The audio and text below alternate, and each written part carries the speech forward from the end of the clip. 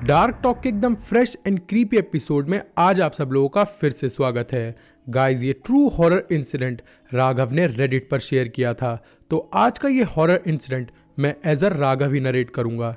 तो चलिए आज की ये स्टोरी शुरू करते हैं। इस हॉरर इंसिडेंट की शुरुआत होती है 2005 में, जब मैं झलावर पीजी कॉलेज से अपनी डिग्री कर रहा था। मैं अपनी फैमिली के ऊपर ज़्यादा बर्डन नहीं डालना चाहता था, इसलिए मैं कॉलेज के साथ ही साथ कुछ बच्चों को ट्यूशन भी पढ़ाया करता था अपनी पॉकेट मनी के लिए। मेरा कॉलेज मेरे होम टाउन से दूर एक अलग शहर में था, तो मैंने अपनी डिग्री कंप्लीट करने के लिए एक रूम रेंट पर लिया हुआ था। ये जो घर था ये एक विडो लेडी का था, जिसका एक 13 साल का लड़का था और एक 18 साल की लड़की थी। लैंड लेडी के हस्बैंड की डेथ के बाद उनके घर में कोई भी फिक्स सोर्स ऑफ अर्निंग नहीं था, तो उन्होंने अपने घर के सारे कमरे स्टूडेंट्स को दिए हुए थे रेंट पर, और सिर्फ 2 ही कमरे उन्होंने अपने पर्सनल यूज़ के लिए रखे हुए थे, क्योंकि उनकी फाइनेंशियल कंडीशन कोई बहुत ज़्यादा स्ट्रॉन्ग नहीं थी। तो ये बात है गर्मियों की, जब जितने भी बच्चे मेरे साथ फ्लैट में रहा करते थे वो सभी लोग गर्मियों की छुट्टी में अपने होम टाउन चले गए थे।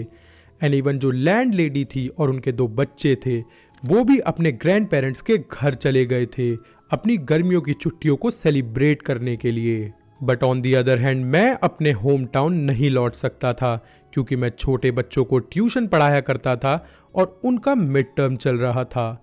तो मैं पूरे दिन बस बच्चों को अलग अलग शिफ्ट में ट्यूशन पढ़ाया करता था, और शाम के वक्त थोड़ा टाइम पास करने के लिए पास वाले ग्राउंड में कुछ बच्चों के साथ क्रिकेट खेलने जाया करता था। अब यही मेरा हर दिन का रूटीन सा हो गया था, और ऐसे ही एक शाम मैं क्रिकेट खेलकर अपने घर लौट रहा था कि तभी पड़ोस में रहने वाला एक लड़का मेरे पास बड़े गुस्से में आता है और मुझसे बोलता है कि कोई तुम्हारे घर से ऊपर से मेरे ऊपर जली हुई सिगरेट फेंक रहा है। ये सुनकर मुझको बड़ा अजीब सा फील होता है, और मैं उससे बोलता हूँ कि भाई मैं तो पूरे घर में अकेला रहता हूँ, एंड इवन इस टाइम पर तो मेरा कमरा भी लॉक है, मैं बाहर से क्रिकेट खेल कर आ रहा हूँ, तुम्हारे ऊपर कौन जली हुई सिगरेट फेंकेगा। लेकिन वो इतना ज़्यादा गुस्से में था कि वो मेरी कोई भी बात सुनने को राजी नहीं था। उसको इतना गुस्से में देखते हुए मेरे दिमाग में थॉट आया कि इससे बहस करने का कोई फ़ायदा नहीं है। तो मैंने उससे कहा, भाई तुम्हें मेरी बात पर यकीन नहीं है ना, चलो मेरे साथ घर, मेरा घर लॉक्ड है। और ये सुनने के बाद वो मेरे पीछे पीछे मेरे घर आने लगा, और जैसा कि मैंने कहा था मेरे घर पर कोई भी नहीं था। मैंने अपने कमरे का लॉक खोला और उसको अच्छे से दिखाया, जिसके बाद वो बड़ा कंफ्यूज सा एक्सप्रेशन देकर वहां से निकल गया। अब ये पहला ऐसा वियर्ड इंसिडेंट था जो मैंने इस घर में फील किया था, लेकिन मेरे को इस इंसिडेंट के बारे में कुछ भी अजीब उस टाइम पर नहीं लगा। मुझे लगा कि शायद उस लड़के को कोई गलत फहमी हुई होगी, और मेरे दिमाग में कोई भी ऐसा थॉट नहीं आया कि शायद इस घर में कुछ पैरानॉर्मल हो सकता है। ये इंसिडेंट होने के बाद 2-4 दिन तो एकदम नॉर्मल निकले और उस घर में मुझे कोई भी दिक्कत नहीं आई, लेकिन 2-4 दिन बाद मेरे साथ कुछ बहुत ही खौफनाक हुआ। असल में मैं रात को उस घर की छत पर अकेला सोया करता था, क्योंकि उस वक्त मैं पूरे घर में अकेला था और कमरे में एक अजीब सा सन्नाटा हुआ करता था, जिससे मुझे बहुत ही अकेलापन फील होता था। प्लस इस टाइम पर गर्मियों का भी मौसम था और कमरे में गर्मी भी लगती थी, तो ऐसे में बेहतर था कि मैं छत पर सोऊं, खुले आसमान के नीचे, क्योंकि रात के वक्त छत पर बहुत ठंडी ठंडी हवा भी चलती थी।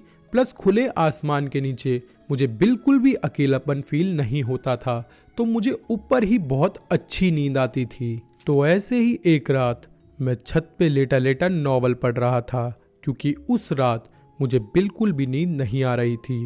लेकिन अगली सुबह मुझे कुछ बच्चों को ट्यूशन पढ़ाना था, तो मैंने फैसला किया कि अब मैं सो ही जाता हूँ।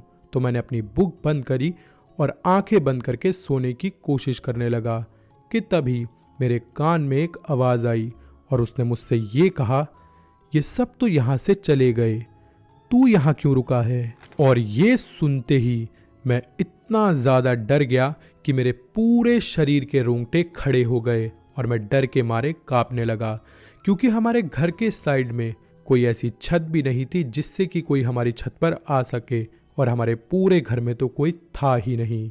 तो मैंने बिना टाइम गवाए अपनी जेब से फ़ोन निकाला और मेरे घर से थोड़ी दूर हॉस्टल में रहने वाले मेरे दोस्तों को फ़ोन मिलाया और उनको सारा इंसिडेंट बताया। और मैंने उनसे कहा, भाई मुझे बहुत तेज़ डर लग रहा है, यहाँ पर कुछ तो बहुत गलत है, प्लीज़ यहाँ पर आकर मुझे अपने साथ ले जाओ, मैं यहाँ पर नहीं रहना चाहता। और उसके बाद ऐसा ही हुआ, वो वहाँ से मेरे घर आए और मुझे अपने साथ हॉस्टल ले गए। और इस दिन के बाद से जिस दिन तक हमारे घर में हमारी लैंडलेडी और मेरे बाकी सारे फ्लैटमेट्स नहीं लौटे, मैं अपने दोस्तों के साथ उनके हॉस्टल में ही रहा। इसके बाद जब हमारी लैंडलेडी और बाकी सारे फ्लैटमेट्स घर वापस लौट गए तो मैंने भी अपना डेली रूटीन स्टार्ट कर दिया और मैं अपने घर लौट गया। अब मैंने दोबारा से बच्चों को ट्यूशन पढ़ाना शुरू कर दिया था। बच्चे जिसमें कि एक बच्चा लैंडलेडी का भी था। तो एक दिन ट्यूशन खत्म होने के बाद मैंने अपने साथ हुए सारे इंसिडेंट उसके साथ शेयर किए। ये पूरी कहानी सुनने के बाद उस बच्चे ने कुछ ऐसा एक्सप्रेशन दिया जैसे वो इन सब चीज़ों के बारे में बहुत कुछ जानता है, लेकिन वो शुरू में काफ़ी ज़्यादा हेजिटेट हो रहा था। लेकिन धीरे धीरे करके उसने बताया कि उसके पापा एक पुलिसमैन थे जो एक स्मगलर को चेज कर रहे थे और गोली लगने के वजह से उनकी ऑन द स्पॉट डेथ हो गई थी।